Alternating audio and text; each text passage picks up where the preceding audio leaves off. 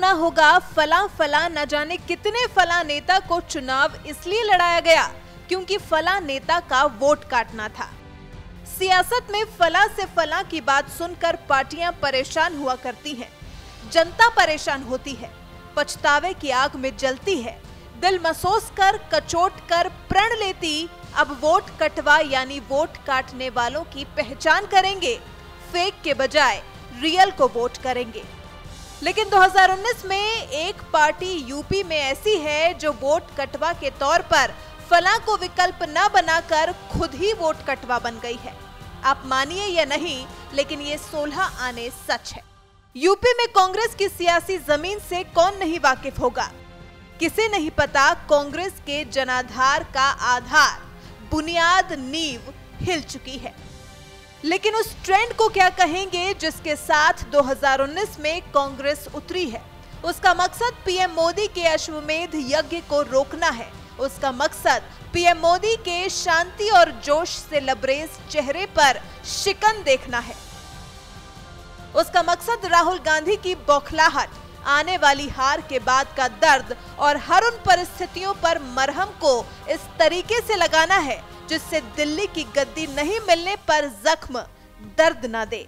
इसलिए आज खुद वोट कटवा पार्टी बनने में कांग्रेस को गर्व है।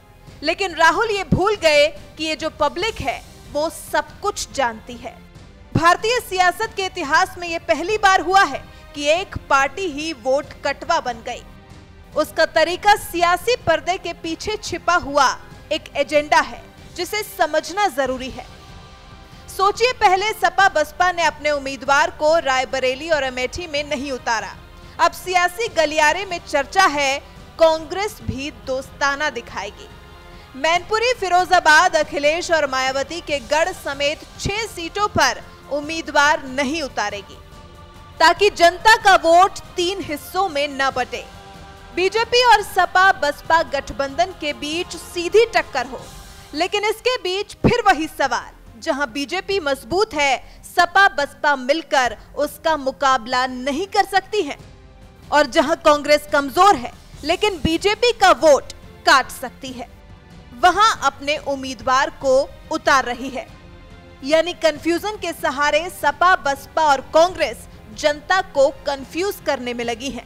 तो क्या ये कहना गलत होगा कि यूपी में कांग्रेस वोट कटवा पार्टी है? अभी तक की जितनी भी बातचीत आपसे हुई है, हर बातचीत में मैंने यही कहा है कि कांग्रेस हमारे साथ है, गठबंधन में साथ है। आदरणीय मायावती जी, बहुजन समाज पार्टी, आज हमारे साथ जयंत चौधरी जी हैं, कांग्रेस पार्टी भी साथ है। तो ये सवाल आपके मन में कहां से आ जाता है कि कांग्रेस पार्टी साथ नहीं है? तो मैंने कितनी बार कहा आपसे कि कांग्रेस पार्टी भी महागठबंधन में है। 2 सीटें कांग्रेस पार्टी के पास हैं, वो चुनाव लड़ेंगे। उनके बारे में कौन सा दल कौन शामिल हो रहा है ये चर्चा का विषय है,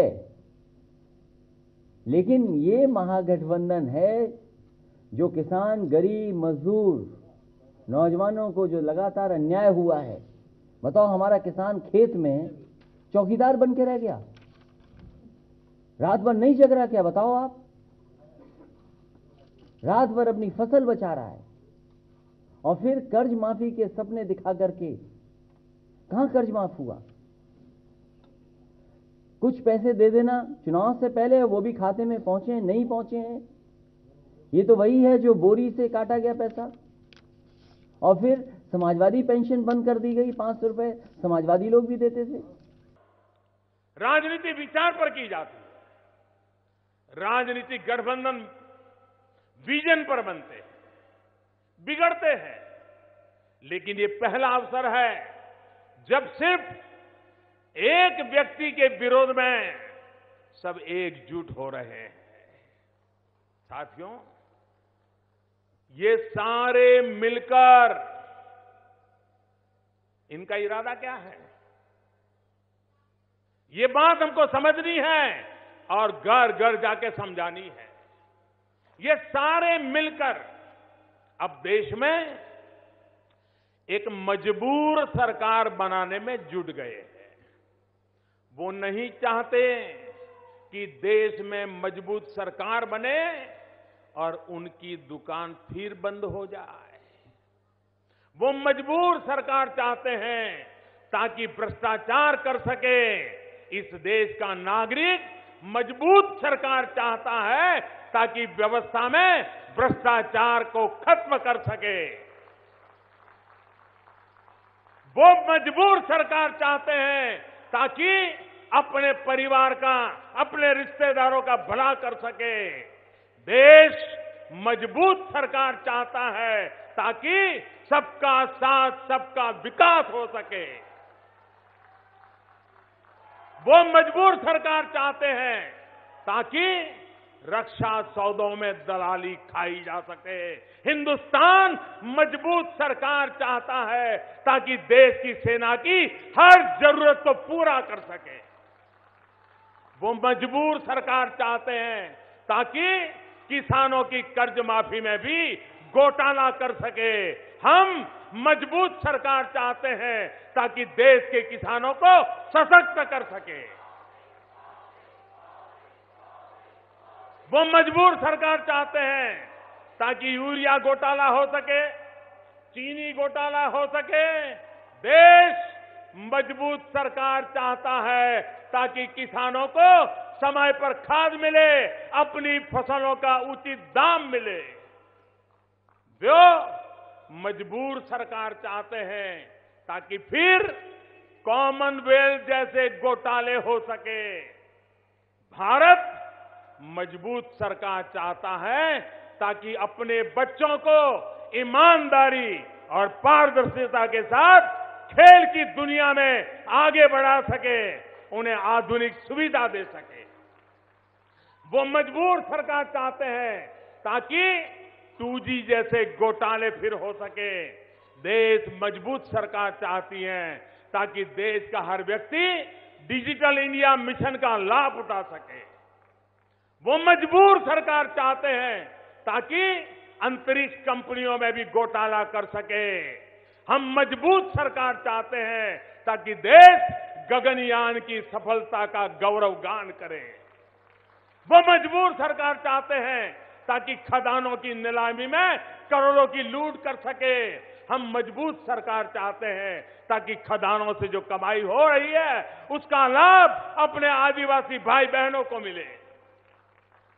वो मजबूर सरकार चाहते हैं ताकि स्वास्थ्य सेवा में घोटाला कर सके, एम्बुलेंस की खरीदी में घोटाला कर सके।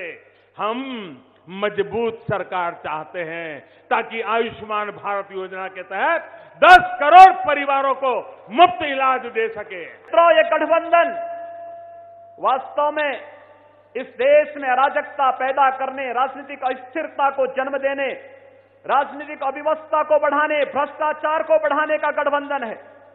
यह गठबंधन किसी नेक नियति के से, किसी सदुद्देश्य के लिए नहीं। आजादी के बाद गरीबी हटाओ के बड़े बड़े नारे दे गए, लेकिन क्या गरीबी सचमुच हटी? एक गरीब के पास सिर ढकने के लिए छत न हो, अपनी नारी गरिमा को सम्मान करने के लिए शौचालय न हो, रोजगार की सुविधा न हो, आखिर कैसे गरीबी हटाई जा रही है? देश के अंदर 1.5 करोड़ से अधिक परिवारों को आवास मिलना और विगत 1.5 वर्ष के दौरान हम लोगों ने उत्तर प्रदेश के अंदर प्रधानमंत्री आवास योजना में 18 लाख गरीबों को बिना भेदभाव के एक आवास उपलब्ध दिला कराने का कार्य किया। 18 लाख परिवार। अगर समाजवादी पार्टी की 5 वर्ष के शासनकाल में आप देखेंगे मात्र 63,000 आवास बनते हैं। विभिन्न योजनाओं के माध्यम से केंद्र सरकार की और आदरणीय प्रधानमंत्री जी के नेतृत्व में भारत सरकार ने देश के अंदर प्रारंभ किए। ये विकास की योजनाएं जब आगे बढ़ेंगी तो जातिवाद की दीवारें टूटती हुई दिखाई देंगी, मत और मजहब की दीवारें टूटती हुई दिखाई देंगी। इसलिए जाति के आधार पर, परिवार के आधार पर, मत और मजहब के आधार पर तुष्टीकरण की राजनीति करने वाले लोग इन सब बातों को स्वीकार नहीं कर सकते। और इसीलिए जो एक कहावत भी है कि चांदनी रात चोरों को अच्छी नहीं लगती, और मुझे लगता है भारत का विकास भारत की समृद्धि और भारत का उत्थान जिन्हें अच्छा नहीं लगता, वे लोग आज मोदी जी के खिलाफ गठबंधन करने का दांव चला रहे हैं।